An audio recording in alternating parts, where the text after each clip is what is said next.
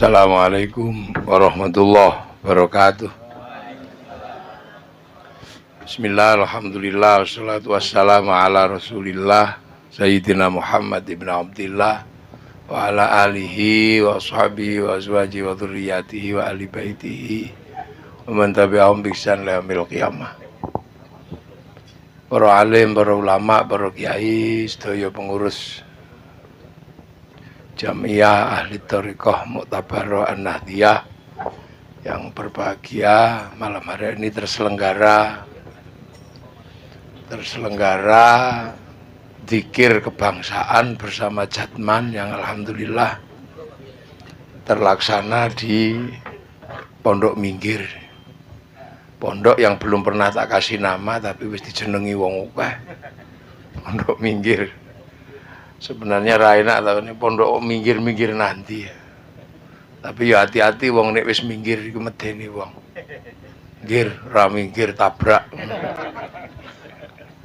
Dadi minggir niku wis ora iso mbok pinggirno maneh sampean. Soale wong nek isih ning tengah iso minggir lah, nek wis minggir ora iso mbok pinggirno meneh. Minggir ra minggir tabrak.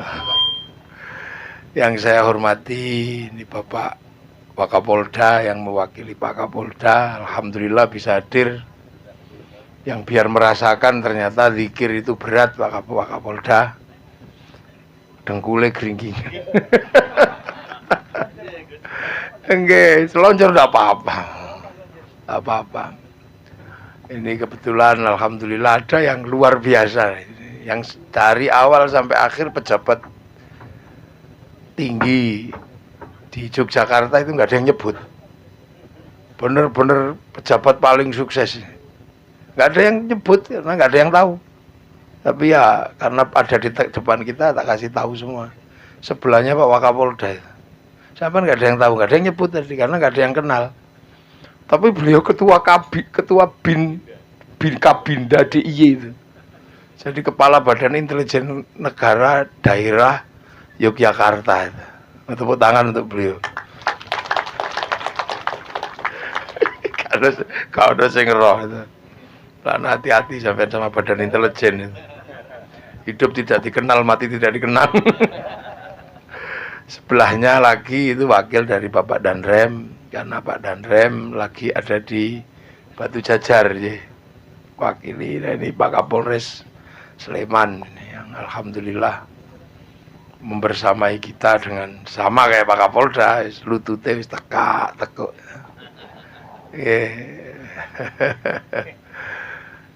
Terus saking pemerintah Kabupaten jenengan delik teng wingking ngoten mboten ketinggal. Niki Bunyai Ida ingkang kula hormati. Nggih, ya Allah sepuh-sepuh tesih nyempataken rawuh. Mugi-mugi berkah dhateng kita panjenengan sedaya. Sedaya para hadirin, para rawuh ingkang minulya niki lho. Nggih. Jadi aja dikira Jatman itu nggak punya beban berat. Jadi ahli thariqah Mu'tabarah An-Nahdiyah itu bebannya berat. Karena apa? Mau nggak mau, suka nggak suka menanggung negara. Jadi thariqah itu suka nggak suka, mau nggak mau menanggung negara. Kenapa menanggung negara? Karena negara kita ini menggunakan Pancasila. Nah, Pancasila itu sila pertama ketuhanan yang Maha Esa. Ayo, siapa yang mau nanggung ketuhanan yang Maha Esa? Yang selalu mengesakan Allah. Yang siang malam berusaha untuk tidak ada yang lain, hanya Allah. Nah itulah yang namanya thariqah. Makanya thariqah itu kerjaannya ya cuma menyebut asma Allah. Karena untuk mengesakan Allah itu butuh menyebut asma Allah. Karena Al-Quran itu ayat pertama itu Bismillah. Sebut asma Allah, ya disuruh nyebut ya, sebut ya Allah, ya Allah, ya Allah. Ya. Jadi menyebut asma Allah itu perintah. Karena yang pertama ayat turun juga Iqra bismi rabbika. perintah untuk menyebut asma Allah. Ayat pertama di dalam Al-Fatihah juga bismillah, sebut asma Allah. Makanya menyebut asma Allah itu kurikulum dasar untuk memahami Allah. Nah makanya kan Toreko itu ya cuma ya Allah, ya Allah, ya Allah, ya Allah. Ya Allah, ya Allah, ya Allah, ya Allah. Gitu aja tuh zaman kiatnya kan ya Allah, ya Allah, ya Allah. Tapi kepalanya sambil gedek-gedek, ya Allah, ya Allah, ya Allah, ya Allah. Tangannya pegang tasbih. Ini untuk apa sebenarnya? Sajane nggih napa to? Ya ngulangi sedaya sing iso omong niku nyebut asmane Gusti Allah. Sedaya sing iso omong niku diulang nyebut asmane Gusti Allah. Nah, berhubung tangan niki ra iso muni, dicekeli tasbih wong ra iso muni niki tangan. Ning iso omong gitu lho. Tangan niki iso omong ning ora muni. Sirah niku ra iso muni ning iso omong. Sikil niki ra iso muni ning iso omong. Dadi sedaya sing iso omong niku kudu diulang nyebut asmane Gusti Allah. Jenenge jawareh panca indera. Ya sampean pengen ngerti sirah iki ra iso muni lho ning iso omong. Kowe ngerti pengen ngerti omongane sirah? Gelem rabi ora? Piye? Pacaran karo aku lah. Loh iya ngomong, tapi mulutnya enggak, kepalanya bunyi. Tangan ini enggak bunyi tapi bisa ngomong, tangan ini bisa ngomong.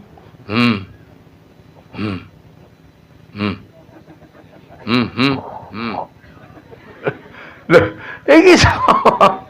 Makane tangan iku dicekeli tasbih.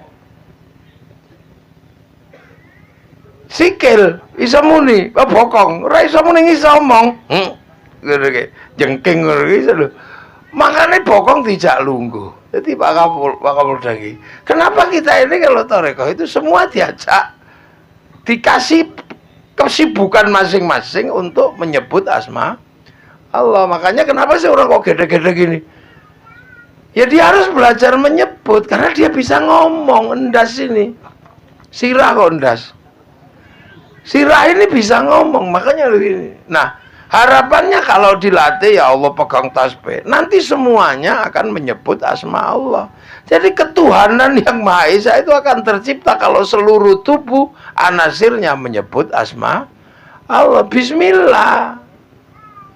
Jadi tangan itu kepegang barang panas, masya Allah. Ndase kejedot, subhanallah. Pecak telek, masya Allah. Krungu bojo ngorok, alhamdulillah. Lho jadi onone me Allah tok. Loh, sampai orang kalau sudah terbiasa semua diajari menyebut asma Allah. Mata ini loh, lihat pitik naik masjid itu alhamdulillah. Apalagi kalau pitik nelek jerot, alhamdulillah. Karena apa? Mata bisa mengetahui dengan ayam naik masjid, apalagi kok nelek, itu barokahnya luar biasa. Bagi seorang kiai terutama dan santri loh ya. Akhirnya apa? Bisa praktek toharoh ngeresi telek kondur masjid. Loh gitu. Lu maka dari rano telek sing munggah masjid terus kiai carane ngulang piye? Wong kiai ra entuk praktek gawa telek munggah masjid lho, telek masjid ndak boleh. Loh. Jadi ya Allah itu. Nyebut asma Allah. Jadi menyebut asma Allah itu akan menjadi landasan penopang dari ketuhanan yang Maha Esa. Nah setelah orang menyebut asma Allah, ya Allah, ya Allah, ya Allah, ya Allah, bismillah, apa yang akan terjadi? Sumbernya apa? Jaminan dari Allah itu akan ada di situ. Dan itu penjelasannya sederhana. Kita bisa belajar dalam Aqidatul Awam. Abda'u bismillahi war rahmani. Jadi permula dari menyebut asma Allah, kamu akan sampai kepada Ar-Rahman. Lah Ar-Rahman itu apa tuh? Ini bahasa Indonesia gak tahu ya, bahasa saya itu lemah. Lemah kalau memahami ayat itu, bahasa Indonesia itu lemah karena kalah tuwek. Ar-Rahman itu maha pengasih. Ar-Rahim itu itu guru bahasa Indonesia lungguh 5 dino ora ketemu itu. Apa bedanya pengasih sama Tapi kalau basa Jawa petok. Ar-Rahmani zat kang welas asih ing dalem donya lan akhirat. Jadi orang kalau sudah menyebut asma Allah, Allah kasih di dalam hatinya sumber ar-Rahman, punya belas kasih di dunia ini terhadap segala apapun sebagaimana Allah mengasihi dunia tanpa pandang bulu. Welas asihnya Allah kepada manusia sama welas asihnya Allah kepada singa, sama welas asihnya Allah kepada celeng, sama welas asihnya Allah kepada tikus. Allah kasih sayang semua. Tikus mau di dalam tanah juga ada jatahnya. Belut yang di dalam lumpur juga ada jatahnya. Cuman kadang manusia rebutan sama yang lain. Makanya Tuhan yang tidak berpihak dipaksa manusia untuk berpihak. Sebab manusia punya kebutuhan survival. Tidak ada bedanya singo mangan celeng utawa singo mangan wedhus, gak ada bedanya. Singa mau makan celeng ya dipersilahkan, singa mau makan kambing ya dipersilahkan. Cuman karena manusia ini berebut makanan sama singa, akhirnya kalau singa makan kambing kita marah, singa makan celeng kita syukur celeng dipangan. Loh, akhirnya apa? Orang punya keberpihakan. Nah, keberpihakan itu yang menghilangkan apa? Rasa Ar-Rahman yang penuh welas asih. Keberpihakan itu menghilangkan keadilan. Makanya kalau orang sudah nyumber Ar-Rahman, akan muncul kemanusiaan yang adil dan beradab. Loh, coba dari mana muncul keadilan kalau orang berpihak? Kemanusiaan yang adil dan beradab. Karena apa? Pada akhirnya setelah urusan ketuhanan, dunia ini urusannya kemanusiaan. Jadi donya niki dipasrahno menungso. Nggak ada di dunia ini yang tidak diurus sama manusia. Mana yang enggak? Kita lihat dunia ini bergerak karena ada manusia. Mau gajah sebesar apapun bertempat di Lampung, tidak ada perubahan dan pergerakan.